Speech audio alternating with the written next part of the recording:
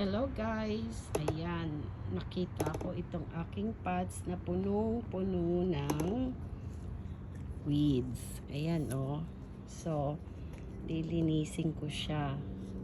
This is variegated jade. Ayan, or they also call it Shrek ears, kasi tingnan nyo, para siyang tenga ni Shrek. So, ayan. Pero, variegated jade siya. Okay. So, ang dami niyang mga damo-damo, ganyan. Pagka ano kasi maulan, ayan, tinubuan na ng maraming grass. Parang damo-damo. Weeds ang tawag sa kanila. So, lilinisin ko siya, guys. Okay?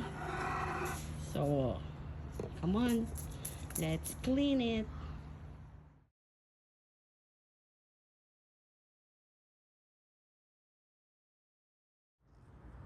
Ayan guys. Malinis na siya. Tingnan nyo.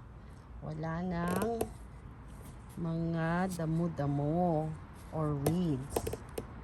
Diba? Malinis na. Yes. So, ganyan guys. Lagi po nating panatiliing malinis ang ating mga halaman para hindi sila tiran ng mga peste. Okay? So, para healthy sila lagi. Diba? So, ayan. Ang ganda niya na ulit. Ayan. Diba? Ang ganda po nito, para nga siyang tenga ni Shrek. Tignan nyo, di ba? Ang cute. But this is a jade, variegated jade. Napakaganda, Sun stress colors po niya yan. Yan. Kaya nakaano siya sa araw.